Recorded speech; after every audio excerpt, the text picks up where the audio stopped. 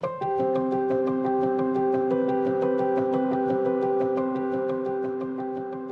didn't have a voice as a child. I was in a terrible situation, which most child abuse survivors and DV survivors have been in. And I felt like nobody heard me or understood me. And so even at an early age, I knew I didn't want that lifestyle for me. And I wanted to be an advocate for the people like me who didn't have a voice. And so it became my life's mission to get out there to let people know that this is the face of a DV childhood survivor and child abuse survivor, and to give them a voice. It was actually in high school. I had not really come to terms with what I had been through. I had separated from my parents at that time, even before I left for college.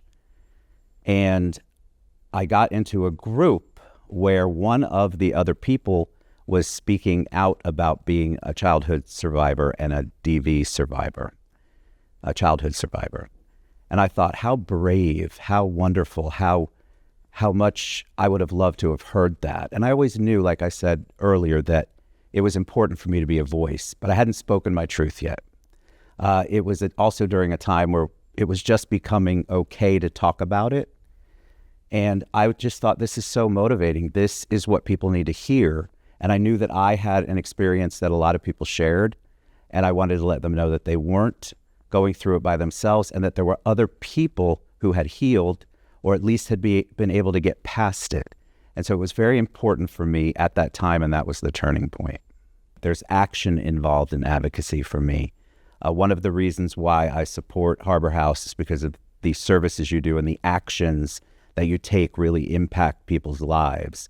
And advocacy to me is a living thing, and you live it, you breathe it, you walk it, and you're an example for other people out there so they can see and hear more about what you're advocating.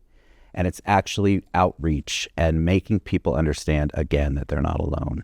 So when Walk a Mile in Her Shoes launched in Orlando, I was there at the beginning. I did the walk. I thought, well, this is cool. I've never worn high heels, and this is the fun part of it. And what a great way to show that I'm an advocate. Again, the living, breathing advocate that actually does something.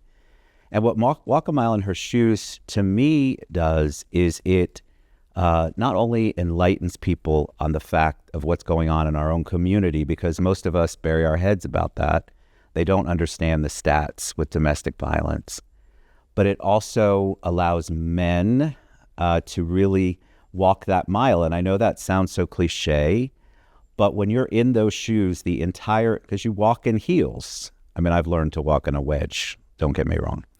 But you walk in the heels, and every step I take, I'm thinking about a domestic violence survivor. I'm thinking about somebody who isn't here.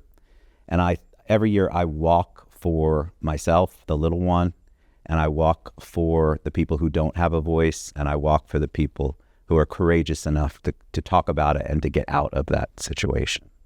Every time I think that I've done enough, I hear a story, I talk to somebody who feels comfortable enough because of the work that I get to do with Harbor House, and they feel good about sharing with me. And I think this is what it's all about.